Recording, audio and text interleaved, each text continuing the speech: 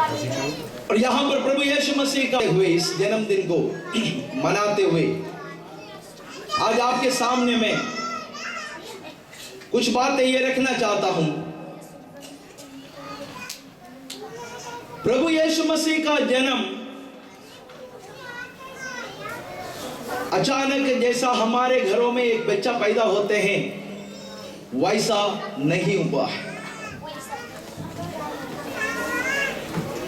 प्रभु यीशु मसीह का जन्म हजारों वर्ष पहले परमेश्वर ने योजना बनाया कि परमेश्वर अपने पुत्र को इस जगत में भेजेगा, परमेश्वर अपने पुत्र को इस जगत के लिए दे देगा।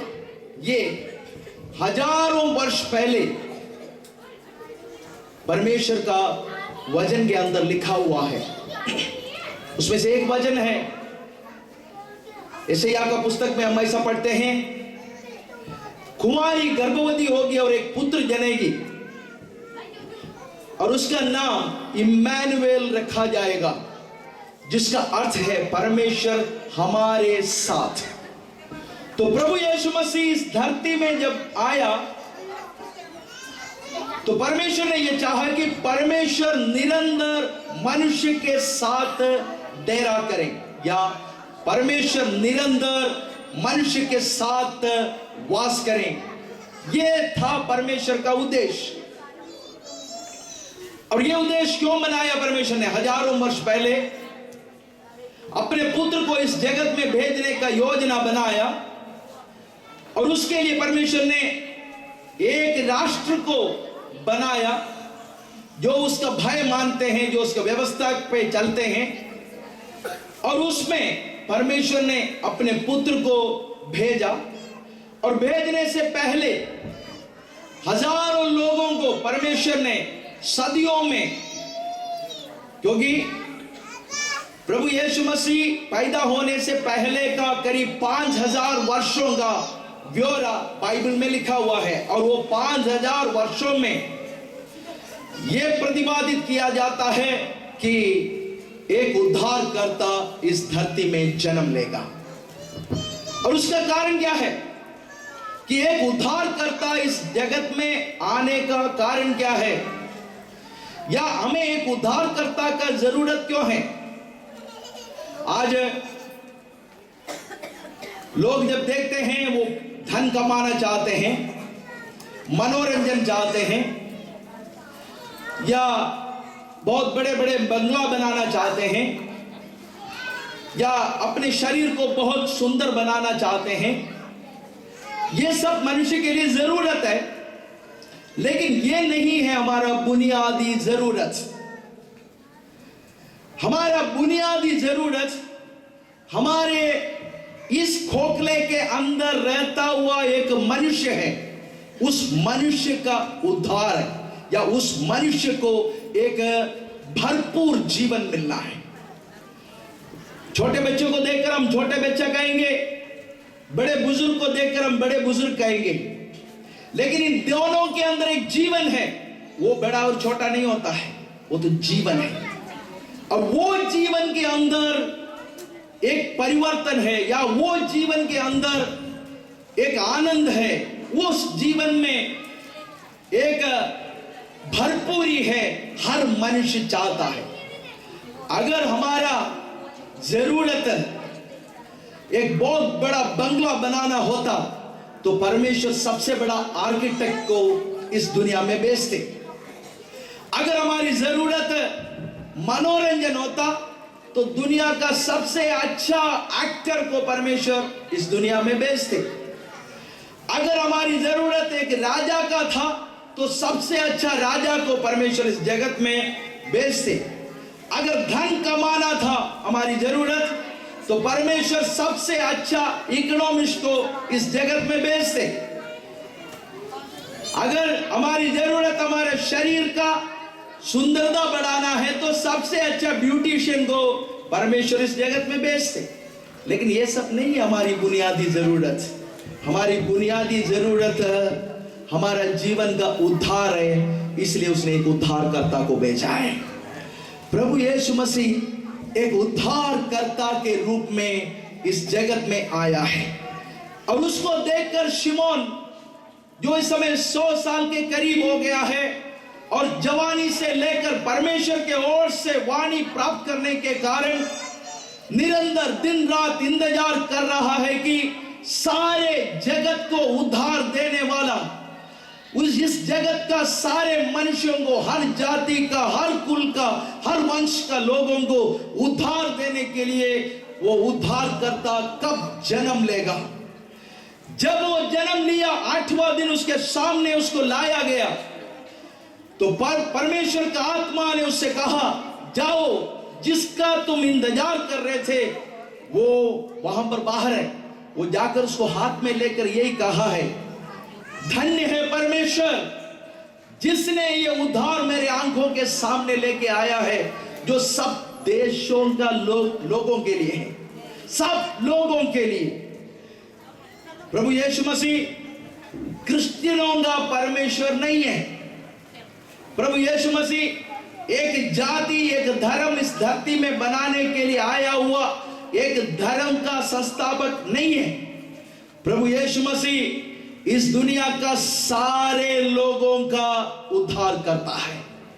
उद्धार देने के लिए वो इस जगत में आया है। और ये उद्धार क्या है? कई बार मैंने यहां पर एक शब्द यहां पर बोल दिया है, उद्धार। आप में से बहुत लोग सोच रहे होंगे ये उद्धार है क्या चीज, कौन सा दुकान में मिलता है, या कैसे मिलता है हमें, या पैसा देने से मिलता है, या क्या करने से हमें मिलेगा। सबसे पहली बात यह है, मैं आपको बताना चाहता हूं, उद्धार एक दान है, परमेश्वर के ओर से मिलता हुआ एक दान है। धूप आपको दान के रूप में मिलता है, बारिश आपको दान के रूप में मिलता है। आप में से कोई भी जाके एमसीडी में पैसा नहीं भरता कि कल सुबह 10 बजे से लेकर 12 बजे तक मेरे घर पे धूप चाहिए, भैया धूप दे देना। कोई पैसा नहीं भरता है वहां पर। कोई भी जाकर कई बार सिफारिश नहीं लगाता है, मुझे बारिश चाहिए इसलिए थोड़ा बारिश दे देना।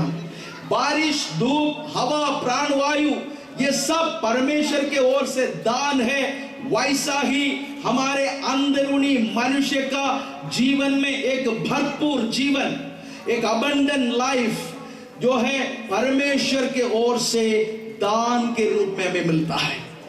प्रभु का धन्यवाद हो। सबसे पहले ये उद्धार हम समझें कि ये परमेश्वर के ओर से हमें दान के रूप में मिलता है। एक छोटी सी कहानी में मैं बताना चाहता हूं आपको। परमेश्वर कैसा है उसके बारे में हम सोच रहे होंगे। बहुत लोग ऐसे सोचते होंगे कि परमेश्वर दंड देने वाला परमेश्वर है। बहुत लोग ऐसे सोच रहे होंगे कि परमेश्वर तो हम प्राप्त नहीं कर सकते हैं, परमेश्वर तो बहुत दूर है। कुछ लोग ही परमेश्वर को प्राप्त कर सकते हैं, या कुछ लोग ही परमेश्वर के करीब रह सकते हैं। जो आप सोच रहे हैं एक तरीके से उसका 50% सच है। कुछ लोग परमेश्वर के करीब रहते हैं, कुछ लोग परमेश्वर से दूर रहते हैं। लेकिन सच्चाई की बात यह है, आप भी परमेश्वर के करीब आ सकते हैं। किसी को भी परमेश्वर त्यागता नहीं, किसी को भी परमेश्वर छोड़ता नहीं। जो भी उसके करीब आना चाहते हैं वो सब परमेश्वर के करीब आ सकते हैं। कोई भी दूर खड़े होने की जरूरत नहीं है। परमेश्वर सबका परमेश्वर है, सबसे प्यार करने वाला परमेश्वर है। और इसके कारण परमेश्वर ने हमें ये उद्धार दान में दे दिया है। एक बार प्रभु यीशु मसीह ने ऐसे कहा, लेने से भला देना है। क्योंकि उसका स्लोगन, उसका जीवन का नारा यही था कि लेने से ज्यादा अच्छा जो है वो देना है। हम किसी को कुछ दे, परमेश्वर ने भी दे दिया इस जगत के लिए अपना पुत्र, हमारे उद्धार के लिए उसने दे दिया। एक बार ऐसे क्रिसमस का सीजन में एक छोटा लड़का था, राजू, 10-12 साल का है, और वो बाहर निकल गया तो उसने देखा उसका पड़ोसी जो है एक सुंदर नया अच्छा सा गाड़ी जो है वहां पर पोछा मार रहे हैं, उसके ऊपर साफ कर रहे हैं। तो उन्होंने उनसे पूछा, ये गाड़ी तो मैंने पहले देखा नहीं आपके पास, ये गाड़ी कहां से है? तो उनके पड़ोसी ने कहा, ये गाड़ी तो मुझे मेरे बड़े भाई ने दान में दिया है, गिफ्ट में दिया है। तो राजू ने पूछा, ये गाड़ी आपको गिफ्ट में मिला है? कितने रुपए का गाड़ी है? तो उन्होंने कहा, ये 50 लाख रुपए का गाड़ी है। 50 लाख रुपए का गाड़ी आपका भाई ने आपको गिफ्ट में दे दिया, मुफ्त में दे दिया? और उसने कहा, हाँ बिल्कुल, गाड़ी मुझे मुफ्त में मिला है, मेरा भाई ने मुझे इसको एक तोहफे के रूप में मुझे दिया है, क्रिसमस का तोहफा बनाकर मुझे दिया है। अब वो खड़ा होकर ऐसे सोचने लग गया वो, और कहने लग गया, काश। तो इतने में जो है वो आदमी ने पूछा, तुम भी सोच रहे होंगे तुम्हारे पास भी ऐसा एक बड़ा भाई होता, तुम्हें भी एक गाड़ी मिलता? उसने कहा, नहीं, मैं ऐसे नहीं सोच रहा हूं, मैं ये सोच रहा हूं, अच्छा होता मैं ऐसा एक बड़ा भाई बनता, ऐसा एक बड़ा भाई होने के लिए मुझे मौका मिलता तो कितना अच्छा होता कि मैं अपने छोटे भाई को कुछ दे दूं। हालेलुया। मेरे प्रियो, परमेश्वर जो हमसे नहीं हो सकता है, वो काम लेने वाला परमेश्वर नहीं है। हम अपने पापों से छुटकारा पाने के लिए चाहे हमारा धन दे दे, मन दे दे, हमारा शरीर पीटने के लिए दे दे, मारने के लिए दे दे, कुछ भी हम करें, दंड उठाए, कुछ भी करें, हमारे पापों के बदले वो काफी नहीं है।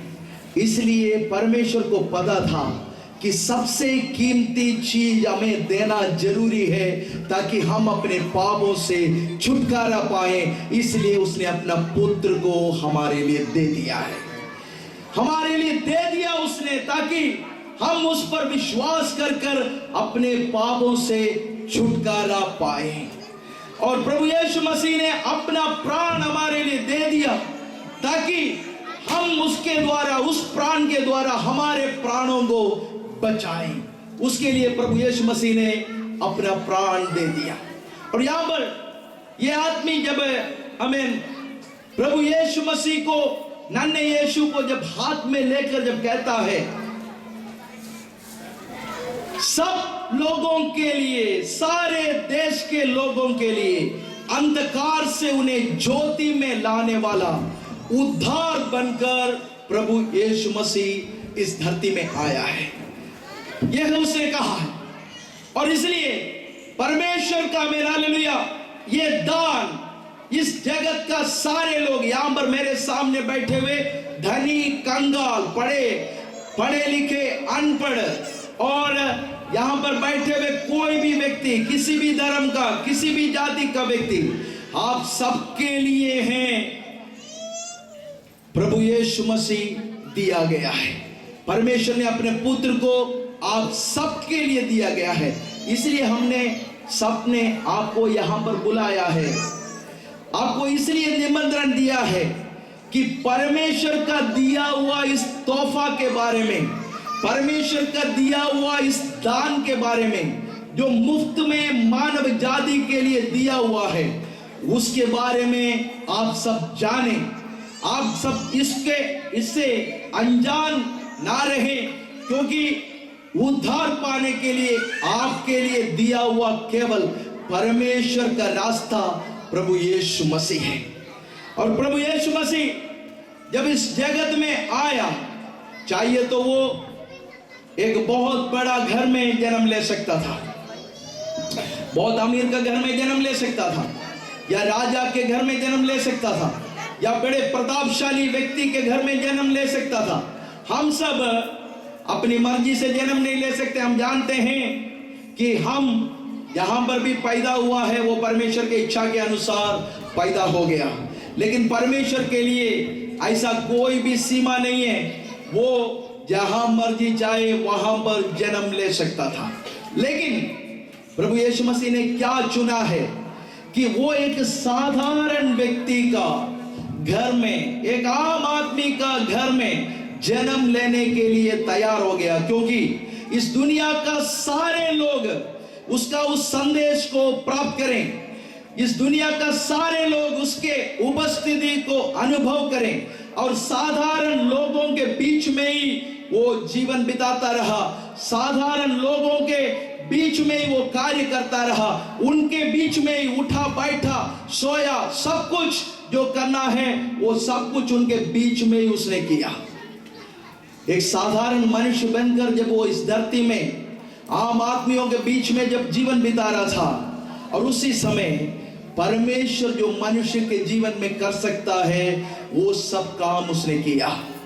आंसू बहाकर जो उसके पास आए हैं, दुखी होकर, क्योंकि हम जानते हैं आंसू कब बहते हैं, जब चोट पहुंचकर, जब हमें दर्द उठाकर लोग जब उसके पास आया, जब समाज ने जब उनको त्यागा, लोगों ने उनको त्यागा, आमीन हालेलुया। जो लोग प्रभु यीशु मसीह के पास आया, प्रभु यीशु ने उन्हें गले लगाया, प्रभु यीशु ने उनका आंसू पोंछा। जो बीमार उसके पास आया उसको आमीन हालेलुया परमेश्वर ने, प्रभु यीशु ने उन्हें चंगा किया। आमीन हालेलुया। जो आमीन हालेलुया लंगड़ा उसके पास आया उसको चलने दिया, जो अंधा उसके पास आया उसको आमीन हालेलुया उसने आंखें दिया। और आमीन हालेलुया जो आमीन मरे हुए थे, जिसके कारण पूरा परिवार दुखी थे, उन मृतकों को प्रभु यीशु मसीह ने उस मृतकों में से जिंदा कर कर उन्हें लौटा दिया। आम आदमियों के बीच में रहते हुए ही प्रभु यीशु मसीह अपने आप को ये साबित किया कि वो परमेश्वर है। लेकिन परमेश्वर, मैंने पहले यहाँ पर एक बात बताया था, कुंवारी गर्भवती होगी और एक पुत्र जनेगी और उसका नाम इम्मानुएल रखा जाएगा, जिसका अर्थ है परमेश्वर हमारे साथ। तो इसके बीच में परमेश्वर हमारे साथ रहने के लिए इस धरती में आया है। परमेश्वर मनुष्य के साथ रहने के लिए इस धरती में आया है। वो बात है प्रभु यीशु मसीह दिखाना चाहता था। राजा है तो राजमहल में रहेगा, कभी भी प्रजाओं के बीच में नहीं रहेगा। बड़ा प्रतापशाली व्यक्ति है तो अलग रहेगा, वो लोगों के बीच में नहीं रहेगा। अगर आमीन हालेलुया एक धनवान व्यक्ति है तो अपना धन बचाने के लिए, अपना संपत्ति बचाने के लिए वो दूसरे लोगों से अलग ही रहेगा, दूसरों के साथ, साधारण लोगों के साथ कुल मिलने के लिए कभी भी नहीं आएगा। लेकिन जब प्रभु यीशु मसीह इस धरती में रहा, 33.5 साल जब उसने इस धरती में जीवन बिताया, मेरा जैसा आपके जैसे आम लोगों के बीच में ही वो वास किया, जिसके द्वारा उसका इम्मानुएल नाम जो है वो प्रकट कर रहा था, क्योंकि मनुष्य के साथ रहने के लिए परमेश्वर उतर कर आया है। और ये परमेश्वर उतर कर करीब 2000 साल पहले इस धरती में क्यों आया है? कि मनुष्य के बीच में रहने के लिए। ये तो एक सवाल आपके दिमाग में आ सकता है। इसके लिए थोड़ा सा हमें सृष्टि में जाना जरूरी है। परमेश्वर का वचन कहता है परमेश्वर ने सबसे पहले इस आकाश का और इस पृथ्वी का सृष्टि किया, और उस जो भी हम देखते हैं आकाश में सूरज चांद तारे सब उसने बनाया।